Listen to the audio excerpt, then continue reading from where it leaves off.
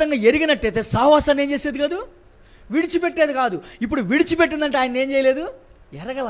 వస్తున్నాం, కూర్చుంటున్నాం, వెళ్ళిపోతున్నాం. ఈరోజు చాలా సంఘాలు ఎలానే ఉన్నాయి. అసలు ఆయన ఎవరో తెలుసా? ఆయన ఏమై ఉన్నాడో మనం ఎరిగామా? అసలు ఆయన ఏమై ఉన్నాడు, ఆయన ఎవరు, అసలు ఎందుకు వచ్చాడు భూమి మీద కానీ ఎరిగామా ఎప్పుడన్నా? మన జీవితంలో చాలాసార్లు నేను ఈరోజు నా దినపాఠం యెహోషువ గ్రంథం 2వ అధ్యాయంలో రాహాబు చదువుతూ వచ్చా. ఆ రాహాబు ఎరిగింది. ఇశ్రాయేలు ప్రజలు ఎరగల ఒక్కళ్ళు కూడా.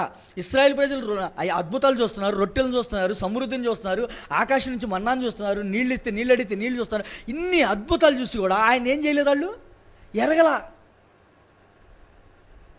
చాలాసార్లు మనం కూడా ఇదే స్థితిలో ఉంటున్నాం. ఎందుకంటే కారణం ఏంటంటే వారి యొక్క హృదయ కాఠిన్యం అంట. మన హృదయాన్ని కాఠిన్యాన్ని